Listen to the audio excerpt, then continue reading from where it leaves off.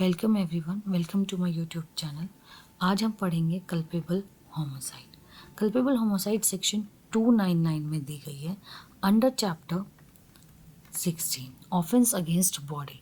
Offence against body में 299 section में culpable homicide दी है। तो let read the 299 of IPC. Whoever causes death by doing an act। यहाँ पे क्या हो रहा है, डेथ का जो कोज किया जा रहा है ना, वो डूइंग एन एक्ट, एक एक्ट के द्वारा किया जाता है। ठीक है, तो number 1 is doing an act,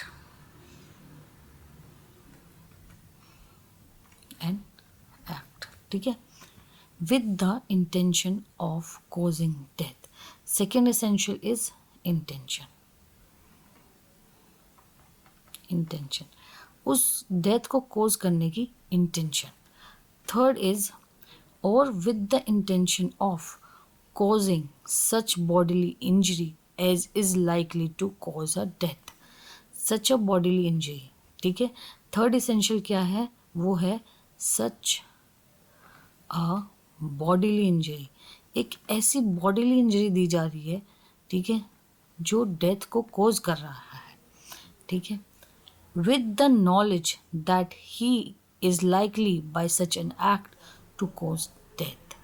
third is fourth is with such a knowledge, with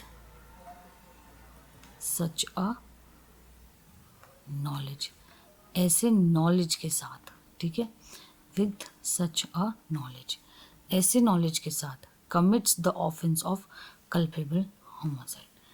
ठीक है, ये चार इसेंशियल्स हैं। अगर ये चार इसेंशियल्स फुलफिल हो रहे हैं तो वो कल्पेबल होमोसाइड है। ठीक है, और ये सब किस लिए की जाती है, कॉजिंग डेथ। ठीक है, डेथ कॉज कर रहे हो बाय डूइंग एन एक्ट, किसी भी द्वारा कोई भी एक ऐसा एक्ट हो रहा हो। दूसरा इंटेंशन हो हमारी।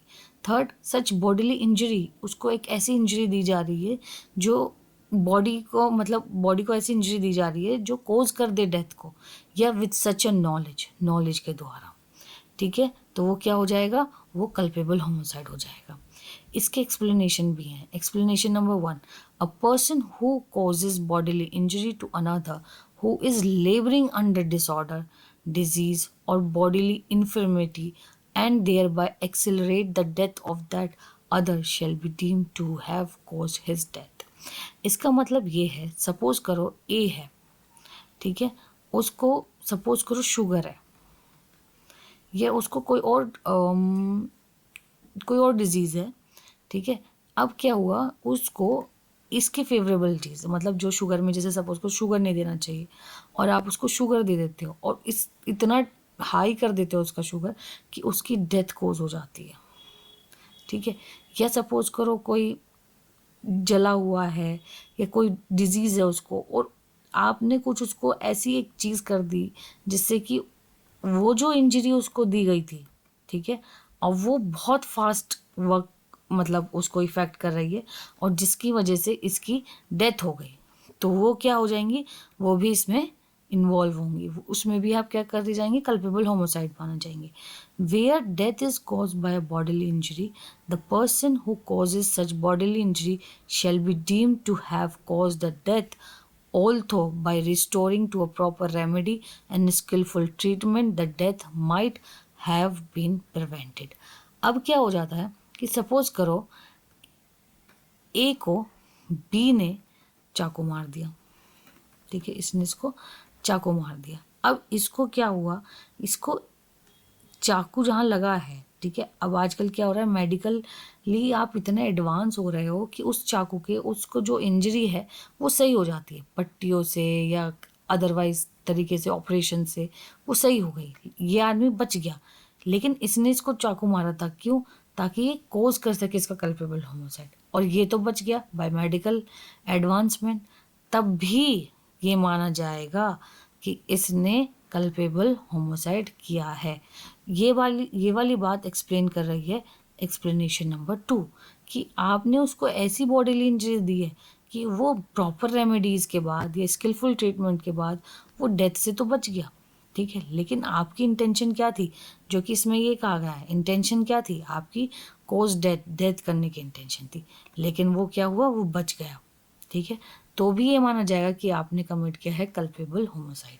Third, the causing of a death of a child in the mother's womb is not homicide, but it amount to culpable homicide to cause the death of a living child if any part of the child has been brought forth through the child may not have breathed or been completely born।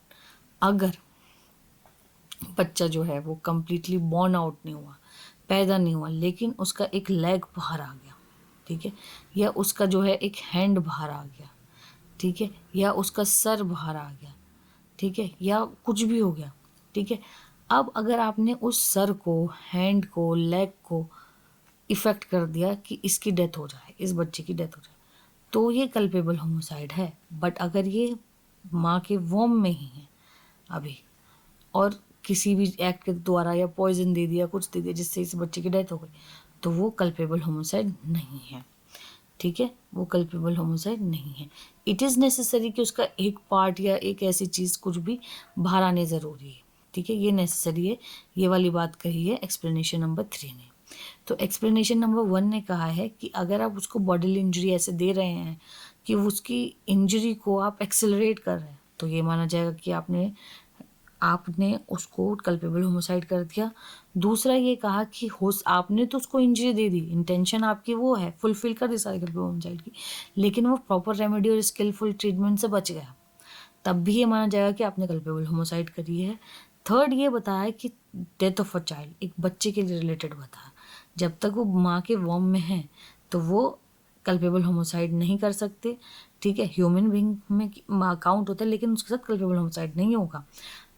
ठीक है, वो unless उसका कोई part जो है वो बाहर ना आ जाए। ठीक है, अब देख लेते हैं इसके इलस्ट्रेशंस। सबसे पहले इलस्ट्रेशन है, A lays stick turf over a pit with the intention of thereby causing death और with the knowledge that death is likely to be thereby cause Z believing the ground to be firm, treads on it, fall in and is killed, A has committed the offense of culpable homicide। अब मैं एक example देती हूँ। इसकी जो first essential है वो क्या है, whoever caused death by doing an act with the intention of causing death। ठीक है, ये जो फर्स्ट एग्जाम्पल है, डूइंग एन एक्ट। ठीक है, अब इसको एक एग्जाम्पल की तरीके से मैं आपको समझाना चाहती हूँ।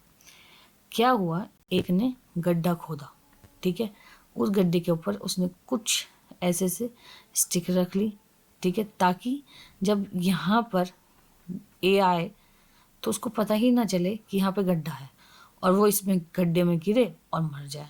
ठीक है, ये क्या कर रहा है, यहाँ पे वो एक एक्ट कर रहा है, और उसकी इंटेंशन क्या है, इसको मारने की।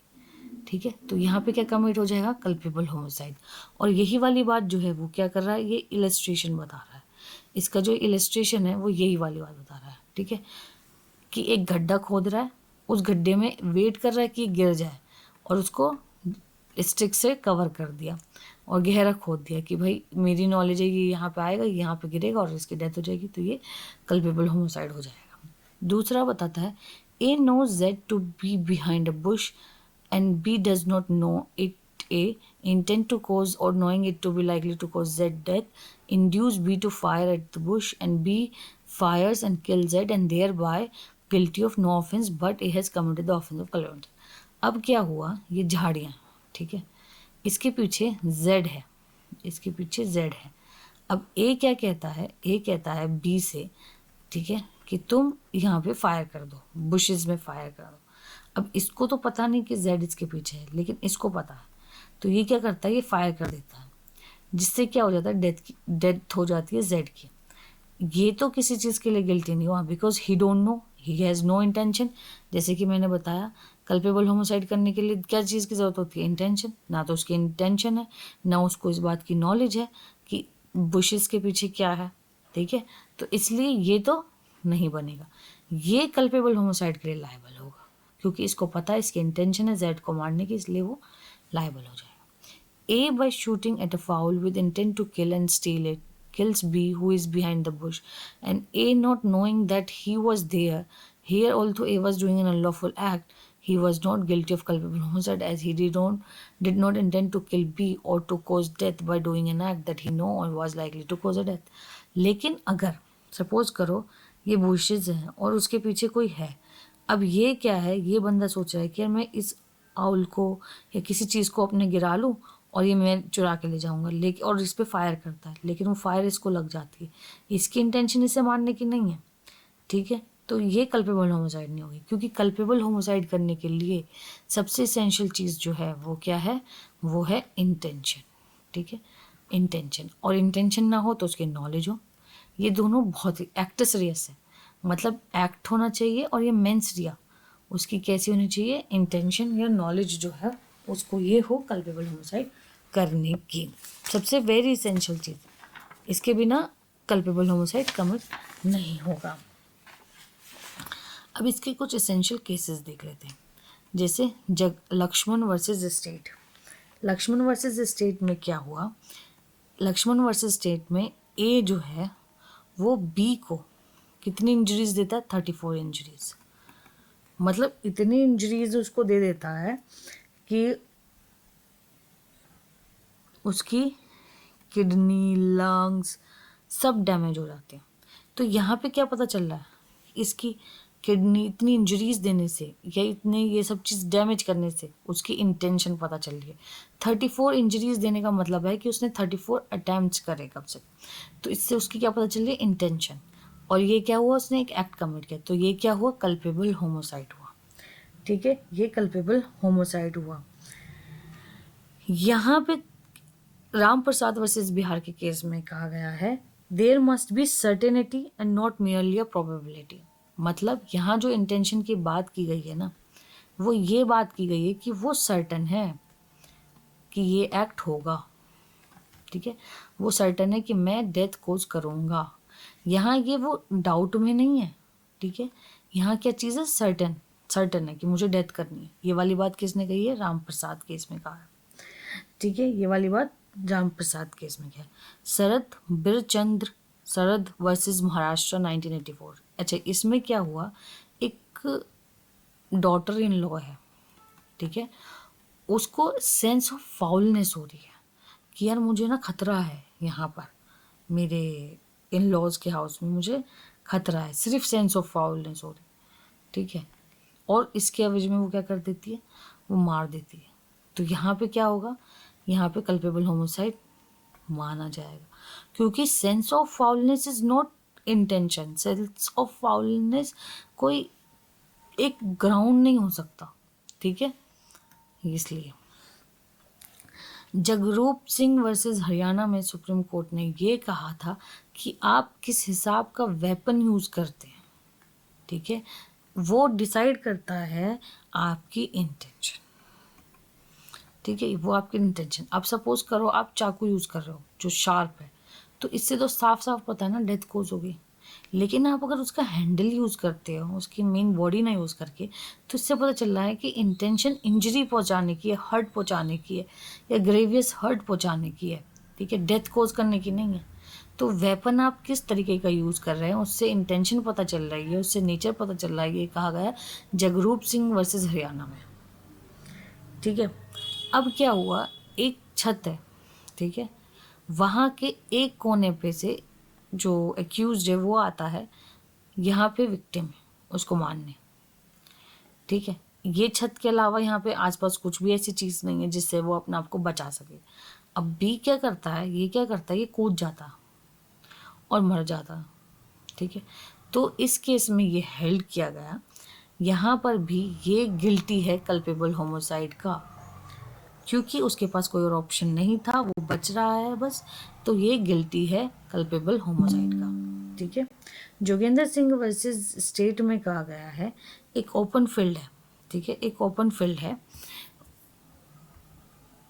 जहाँ पर 15 लोग एक साथ आ गए मारने के लिए, अब वो अपने बचाने के लिए क्या करेगा, कुछ भी नहीं, और उसको उन्होंने चारों तरफ से घेर लिया, ठीक है। इस ओपन फील्ड में एक वेल है, बस एक यही ऑप्शन है, या तो उन 15 लोगों से वो बच जाए, या तो वो इस वेल में कूद जाए, और वो इस वेल में कूद जाता है और उसकी डेथ कोज हो जाती है। तो ये माना गया कि ये कल्पेबल होमोसाइड कमिट किया गया है, क्योंकि उसके पास कोई ऑप्शन नहीं है। ये जोगेंद्र सिंह वर्सेस स्टेट में कहा गया। ठीक है, तो ये कल्पेबल होमोसाइड की बेरक लैंग्वेज से लेकर केसेस है। Thank you guys.